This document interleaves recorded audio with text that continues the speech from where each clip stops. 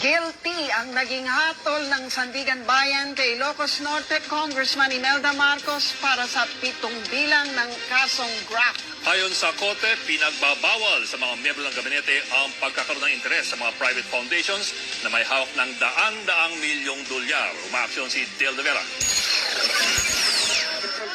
Matapos ang halos 27 taon, ibinaba na kanina ng Sandigan Bayan ang desisyon nito sa 10 kaso ng graft laban kay Ilocos Norte Congresswoman Imelda Marcos.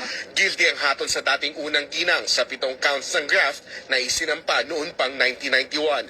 Kaugnay ito sa naging partisipasyon niya sa pagpapatakbo ng mga foundations sa Switzerland habang nasa gobyerno.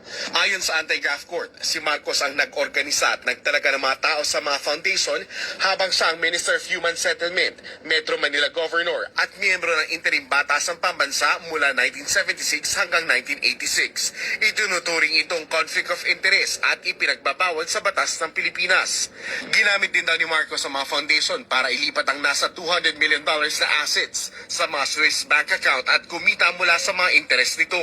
Nagkaroon ho siya ng financial interest dito sa mga Swiss foundations na to. Kino-close yung isang foundation, ita-transfer dun sa isang foundation, and then they close it again, transfer sa Yan, isang ang foundation. daloy ng kawata na dugo. Na-trace po yung flow ng pera.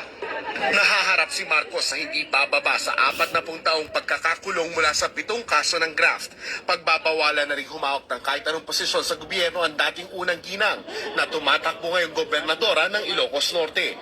Inihahanda na ang arrest warrant laban kay Marcos. Pero ayon sa prosekusyon, maaari pang umapila sa korte ang dating unang ginang. At habang nakapila, maaari siya magpiyansa at tumakbo sa eleksyon hanggat hindi pa final ang hatol sa Yan.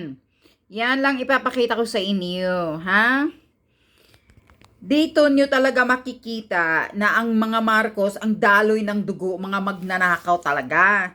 Oh, kaya yan din ang ginagawa ni Marcos Jr. Magaling sa magpa-transfer, magaling magpapasingit sa mga insertion. Kahit binubuking na ni Saldico, lahat ng insertion na iniutos niya, yung 100 billion na insertion na inuutos niya na ipa-insert, siya pa ang galit. Kung ayaw sundin, tapos, ngayon, dinideny niya na puro kasinungalingan ang sinasabi ni Saldico. Marcos Bangag Jr. Adik, wala pong naniniwala sa'yo. Mas naniniwala kami kay Saldico dahil siya po ay nasa loob. Siya yung gumagawa, siya ang chairman. Nang habang kayo'y gumagawa ng budget. So ito mga taong bayan, huwag niyong kalimutan ang history of Marcos.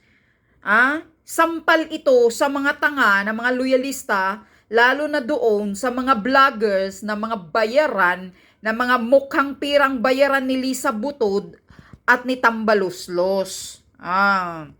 Ito ang malaking sampal sa iyo, Marcos Jr., kung gaano kayo ka magnanakaw. Pamilya, lumalamon ka, lumalaki ka, tumatanda ka sa pagnanakaw ng ama at ina mo noon.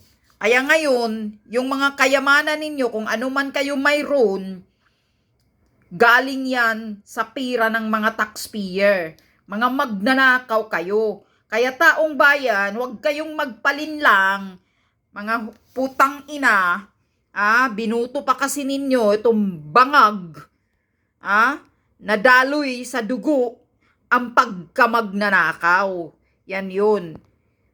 Ito, tingnan no, kahit convicted na, guilty na sa 7 counts ng graft, imagine, million dollars sinatransfer sa Switzerland. Ang pira natin, mga Pilipino. Napaka-wise ng matanda na to.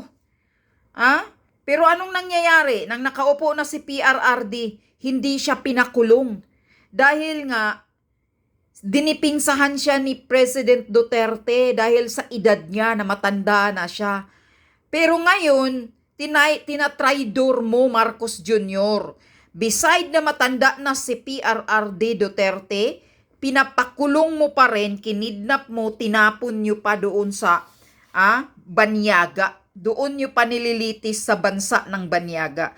Napaka-traitor mo, wala ka talagang kwenta. 'Di ba? Sinasabi din ni Tatay Digong noon na habang yung ama niya ay nagtatrabaho bilang isang anong posisyon yun noon, ang tatay ni PRRD na nagtatrabaho, kinuha daw ng ama ni Bangag, yung nabubulok na namatay na. Kinuha daw bilang na kabinete niya. Pero trinaydor din daw. Trinaydor din daw yung ama ni PRRD noon.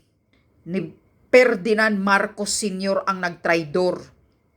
Ngayon, trinaydor ng anak na si Marcos Adik Bangag Jr., ang mga Duterte.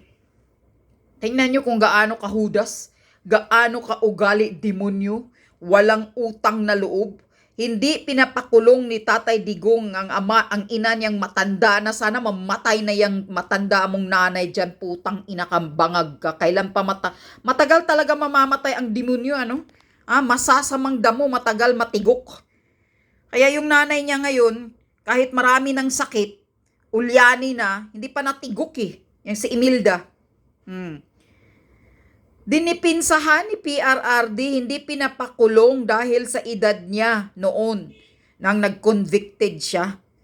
Pero ngayon, wala kang sinisinto, Marcos Jr., kahit alam mong 70-something na si PRRD, pinapakidnap mo pa na kahit illegal, wala sa batas, bawal sa batas ng Pilipinas, ginagawa mo pa rin. Ganyan kahudas ang mga Marcos. Kaya tama si Attorney Glenn Chong. Sabi ni Attorney Glenn Chong, wag na wag kayong magtitiwala sa mga Marcos. Dahil mga traidor yan. Tama, wag kayong magtiwala sa pera ninyo, wag kayong maniniwala sa mga pinagsasabi nila dahil mga traidor yan. Hudas, demonyong traidor ang mga Marcos. Nasa dugo na nila ang daloy sa dugo nila ang mga magnanakaw, pamilyang magnanakaw. At ngayon, ang Marcos Jr., ayon kay Senator Amy, mismo kapatid na ang nagsasabi, si Marcos Jr., si Lisa Marcos, at mga anak, puro mga drug addict. Paano mo yan pasisinungalingan, Marcos Jr., pamilya mong drug addict? Mismo kapatid mo, si Senator Amy, ang nagsasabi. Kaya pala talagang ayaw mo magpa-hair follicle drug test dahil all of you are drug cocaine addict. Ganito ang presidente ng Pilipinas na si Marcos Jr., isang cocaine addict at isang magnanakaw.